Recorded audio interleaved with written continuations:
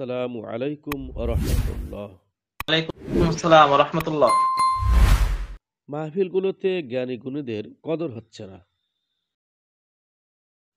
সাধারণ মানুষ একভাবে মাহফিল করে থাকেন। সেখানে দেখা যায় যে তারা যাদেরকে আমন্ত্রণ করেন তাদেরকে সম্মান দেওয়ার জন্য সাধারণ মানুষ কিন্তু আল্লামা বা মুফাসসিরে কোরআন বা বিভিন্ন ধরনের সম্মানসূচক শব্দ ব্যবহার করে থাকেন।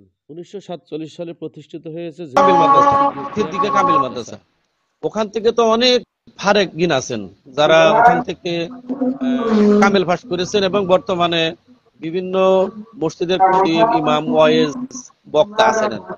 আবার আমাদের বলিদাভরা মাদ্রাসা যেটা 1989 সালে প্রতিষ্ঠিত, সেখানকার অনেক ছাত্র আছে। সাধারণ মানুষ একজন বক্তাকে যেভাবে মূল্যায়ন করে তাকে আল্লামা এবং মুফাসসিরে কোরআন বলেন, অথচ যিনি মাদ্রাসায় যিনি তাফসির পড়াচ্ছেন, যিনি ছাত্র গড়ছেন, মানে তাফসির শিখাচ্ছেন, ওনাকে আমরা কি করছি না, মুফাসসির হিসেবে জাতির সামনে কিন্তু তুলে ধরছি না।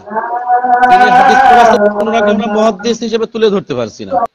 এখানে আপনাদের কাছে আলোচনার বিষয় আমি এটাই রাখছি যে আমরা আসলে যথাযথভাবে আমাদের যারা শিক্ষাবিদ আছেন বা স্কলার আছেন, যাদের কাছ থেকে আমরা ইলম গ্রহণ করছি, তাদেরকে আসলে আমরা কি কোনোভাবে তাদের সম্মান দিচ্ছি কিনা। আলহামদুলিল্লাহ, দর্শক শ্রোতাদেরকে শুভেচ্ছা জানিয়ে আমাদের অনুষ্ঠান ইতিপূর্বে শুরু হয়েছে।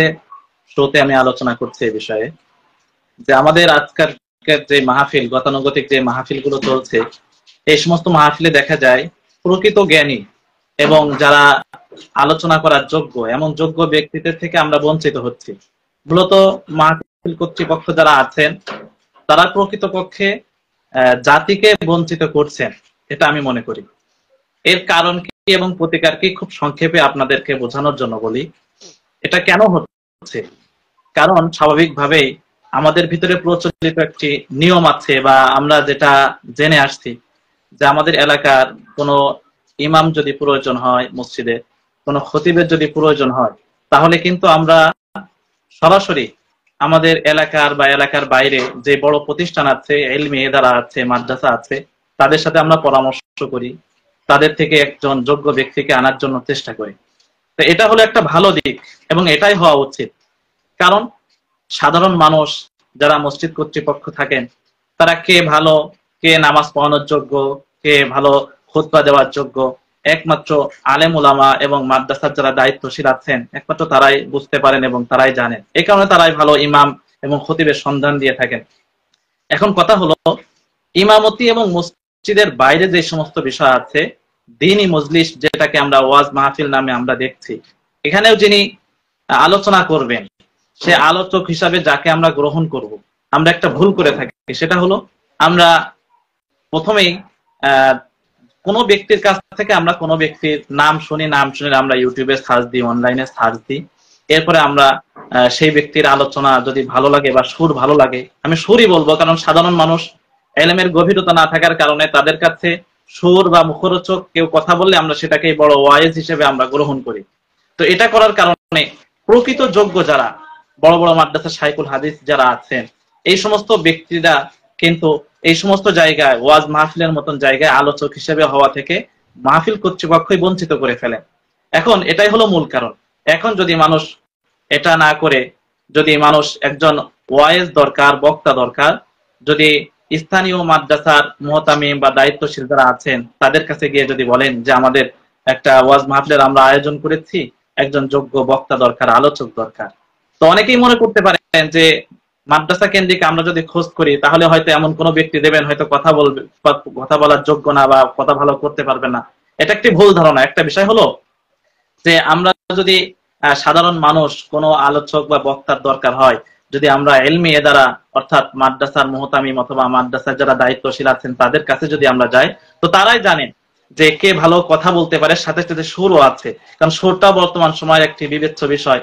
তো মূল আলোচনা ভালো করতে পারে, সাথে সাথে লাহানও ভালো আছে, এমন ব্যক্তিদের কিন্তু তারাই সন্ধান দিতে পারে। তো স্বাভাবিকভাবে আমরা এই যে ওয়াজ মাহফিলের বক্তা যখন প্রয়োজন পড়ে, আমরা বড় বড় ব্যক্তি বা যারা প্রকৃতপক্ষে জ্ঞানী ব্যক্তিদের সন্ধান জানেন তাদের কাছে না যাওয়ার কারণে দিন দিন অবস্থা আমাদের এমন হয়ে দাঁড়িয়েছে যে মুখরোচক কেউ কথা বলতে পারে ইউটিউবে বা অনলাইনে ভাইরাল হয়েছে, তাদেরকে আমরা বক্তৃতার এই আসনে বা চেয়ারে আমরা বসিয়ে দিচ্ছি। প্রকৃতপক্ষে অবস্থাটা এমন হচ্ছে যে আমরা সুর পাচ্ছি, আওয়াজ পাচ্ছি, কিন্তু এলমের যে রোহানিয়াত, জ্ঞানের যে গভীরতা, এই গভীর জ্ঞান থেকে আমরা প্রতিনিয়ত বঞ্চিত হচ্ছি। তো এর প্রতিকার হলো এটাই যে আমরা যেমন ভাবে মসজিদের ইমামের জন্য আমরা স্থানীয় মাদ্রাসায় যেয়ে তালাশ করি, একজন যোগ্য আলেমের জন্য, যোগ্য খতিবের জন্য যেমন আমরা মাদ্রাসায় গিয়ে তালাশ করি, ঠিক তদ্রুপ ভাবে এলমি একটি মজলিস অর্থাৎ ওয়াজ মাহফিলের মতন জায়গায় প্রধান বক্তা কে হবেন, বিশেষ আলোচক কে হবেন, আমরা যদি ওলামায়ে কেরামের সাথে পরামর্শ করি তাহলে তারা যোগ্য আলেম এবং যোগ্য আলোচনা করতে পারেন এমন ব্যক্তিদেরকেই তারা সন্ধান দিবেন, তাদের মাধ্যমেই জাতি উপকৃত হবে। একটা বিষয় বনি ইসরাইলদের ব্যাপারে আল্লাহ পাক রব্বুল আলামিন যেটা জানিয়েছেন, দল্লু ফাআদল্লু, যে পূর্বের সময়ে বনি ইসরাইলদের ভিতরে যারা কেউ কেউ গোমরা হয়েছে আবার অপর কেউ গোমরা করেছে। বিষয়টা কেমন? মানে যোগ্য ব্যক্তির কাছ থেকে মাসআলা গ্রহণ না করার কারণে অযোগ্য ব্যক্তিদেরকে নিজেদের নেতা হিসেবে গ্রহণ করা হয়েছে। তো যে অযোগ্য ব্যক্তি সে নিজেই ভ্রষ্ট, আবার তার কাছ থেকে যখন শরীয়তের কোনো কিছু জানার চেষ্টা করা হয়েছে সে ভুল কিছু বলে দিয়েছে, ভুল ফতোয়া দিয়েছে, যেই কারণে সে নিজেও ভ্রষ্ট হয়েছে এবং একটা জাতিকেও ভ্রষ্ট করেছে। তো মূল কথা হলো যে আমরা যদি ওয়াজের এই ময়দানটাকে আমরা যদি জ্ঞানীদের মূল্যায়ন করতে পারি এইভাবে যে আমরা ছোটখাটো একটা মাহফিলও যদি দিয়ে থাকি, অনুষ্ঠান করে থাকি, এলমি কোনো আলোচনা সেখানে হবে, তো সেখানে সর্বোচ্চ পর্যায়ে যিনি জ্ঞানী আছেন, শাইখুল হাদিস আছেন, মুফাসসির আছেন। প্রকৃতপক্ষে আমরা মুফাসসির হিসেবে আমরা কাদেরকে চিনি? আমরা সামাজিক ভাবে বা বর্তমানে গতানুগতিক মুফাসসির হিসেবে আমরা চিনি যারা হয়তো মুফাসসির পরিষদের সদস্য, মাঠে ময়দানে গেয়ে বেড়ায়, তাদেরকে আমরা মুফাসসির হিসেবে মনে করি। কিন্তু প্রকৃতপক্ষে মুফাসসির বা তাফসিরের গভীর জ্ঞান কারা রাখেন? প্রতিনিয়ত যারা দরসে নিজামি, আলিয়া হোক, কওমি হোক, এই সমস্ত প্রতিষ্ঠানে যারা তাফসির পড়িয়ে থাকেন, হাদিস পড়িয়ে থাকেন, তারাই প্রকৃতপক্ষে মুহাদ্দিস, তারাই প্রকৃতপক্ষে মুফাসসির। ইলমের গভীরতা, কোরআন ও হাদিসের গভীর জ্ঞান একমাত্র তাদের থেকেই জাতি যদি পাওয়া শুরু করে তাহলে জাতি দিন দিন অনেক উন্নতিতে অগ্রসর হতে পারবে।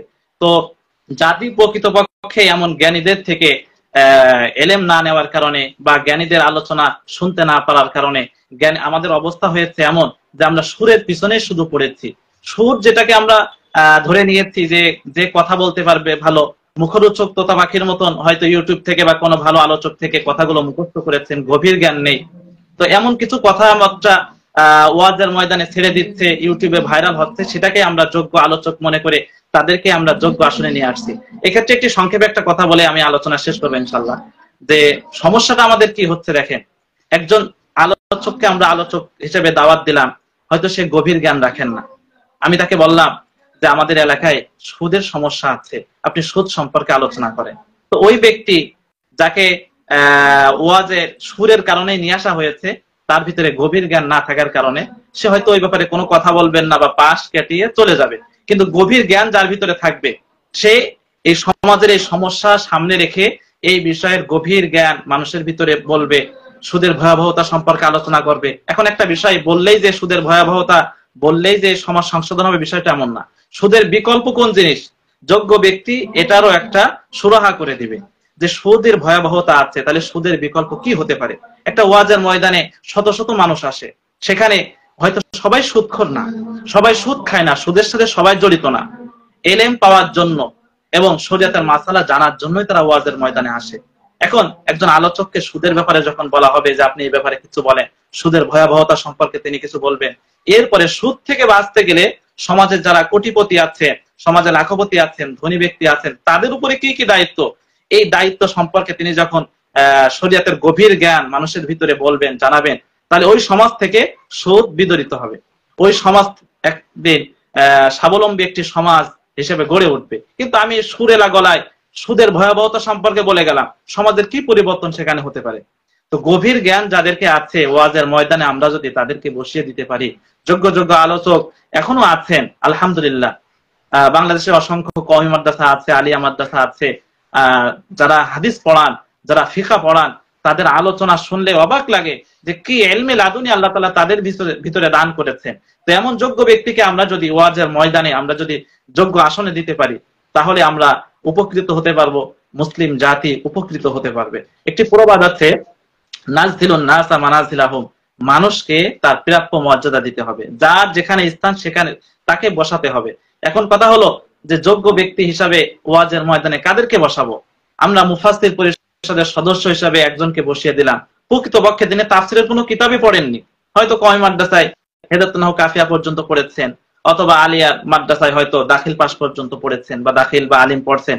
তো তাফসিরের জগতে তিনি তো জানেনই। মুফাসসির পরিষদের একজন সদস্য হিসাবে তিনি ওয়াজের ময়দানে মুফাসসির পরিচয় দিচ্ছেন, প্রকৃতপক্ষে তাফসিরের জ্ঞান সে কতটুকু রাখেন? হয়তো তরজমা সুন্দর করে করতে পারবে না, তাফসির তো আর অনেক দূরের বিষয়। তো প্রকৃতপক্ষে আমরা গুণীদেরকে এবং যারা যোগ্য তাদেরকে যোগ্য স্থানে না বসানোর কারণে আমরা বর্তমানে এলেম থেকে, শরিয়াতের গভীর জ্ঞান থেকে আমরা দূরে সরে যাচ্ছি।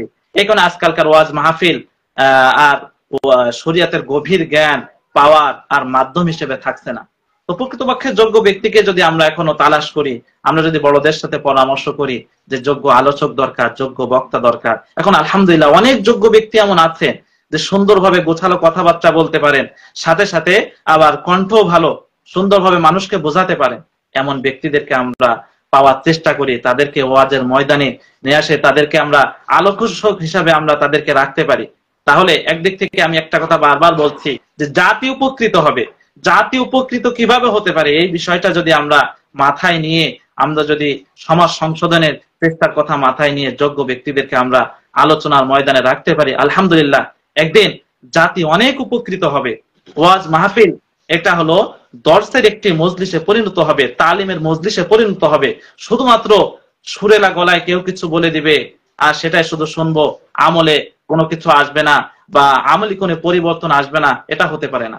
বর্তমান সময় আর একটা বিষয় বলে দেই, যেহেতু অন্য আলোচক এখনো আসেননি। মূল কথা হলো ওয়াজের মাহফিলটা হতে হবে হয়তো কান্নার মজলিস অথবা কোনো শেখার মজলিস। শিখতেও পারলাম না অথবা আখেরাতের ভয়ে, জাহান্নামের ভয়ে চোখ দ্বারা এক ফোঁটা বস্তু যদি প্রবাহিত না হয়, তাহলে ওই মাহফিলের আর কি মূল্য থাকতে পারে? সঙ্গীত অনুষ্ঠান তো অনেক হয়ে থাকে, ওয়াজ মাহফিল এবং সঙ্গীতের মজলিস যেন এক না হয়ে যায়। সঙ্গীতের মজলিস ইসলামী নাচ সেখানে আমরা পরিবেশন করি বা ইসলামী নাচ পরিবেশন করা হয়, সেখানে দিনের কিছু কথা গজলের মাধ্যমে বলা হয়, মূল উদ্দেশ্য থাকে যে শুনতে ভালো লাগবে আওয়াজটা। কিন্তু ওয়াজের মাহফিলটা যদি এমন হয় যে শুধুমাত্র সুরের আওয়াজ পাবো, প্রকৃতপক্ষে আমাদের আমলি পরিবর্তন আসবে না, অথবা কিছু শিখতে পারবো না, অথবা চোখ দ্বারা দুপোটা অস্ত্র প্রবাহিত হবে না, এমন যদি হয় তাহলে ওয়াজের যৌক্তিকতা কিভাবে থাকে? ওয়াজ মাহফিল, ওয়াজ অর্থই তো উপদেশ, শিক্ষা। তো এই শিক্ষা থেকে আমরা বঞ্চিত হচ্ছি প্রতিনিয়ত যোগ্য ব্যক্তিদেরকে যোগ্য স্থানে মূল্যায়ন না করার কারণে। হতে পারে তিনি হয়তো আলিয়া মাদ্রাসার মুহাদ্দিস, হতে পারে কওমি মাদ্রাসার একজন মুহাদ্দিস অথবা মুফাসসির, তাদেরকে এই আসনে আমরা কেন বসাতে পারছি না? মাহফিল কর্তৃপক্ষ আসলে তারা জানে না, মূলত তাদেরকে এগুলো বোঝা উচিত, তাদেরকে এটা জানা উচিত যে প্রকৃতপক্ষে এই সমস্ত ওয়াজের আসনে কাদেরকে বসাতে হবে। আলহামদুলিল্লাহ এখন বাংলাদেশে প্রতিনিয়ত কত শাইখুল হাদিস আছেন, প্রত্যেকটি দাওরা হাদিস মাদ্রাসায় একজন করে শাইখুল হাদিস আছেন, এবং বিশেষ করে 10 জন মুহাদ্দিস আছেন। তাফসিরের কিতাব হিসাবে তাফসিরে বাইজাবি, তাফসিরে জালালাইন সহ অসংখ্য তাফসিরের কিতাবগুলো দর্সে নিজামিতে পড়ানো হয়। এমন তাফসিরের কিতাব পড়ানোর মতন যোগ্য যোগ্য শিক্ষকগুলো আছেন, আমরা কেন বঞ্চিত হব? আমাদের বঞ্চিত হওয়ার মূল কারণ হলো যোগ্য ব্যক্তিদেরকে আমরা যোগ্য স্থানে বসাতে পারিনি। ওই প্রবাদটা আমি আবারও বলি, নাজদিলুন নাসা মানাজিলাহুম, যে মানুষকে তাদের স্তর অনুযায়ী স্থান দিতে হবে। কাদের স্থান কোথায় আর কাদেরকে আমরা মাথার উপরে তুলে ফেলেছি, যেই কারণে আমরা উপকৃত হতে পারছি না, এই বিষয়গুলো আমাদেরকে মাথায় রাখতে হবে। তাহলে মুসলিম জাতি অনেক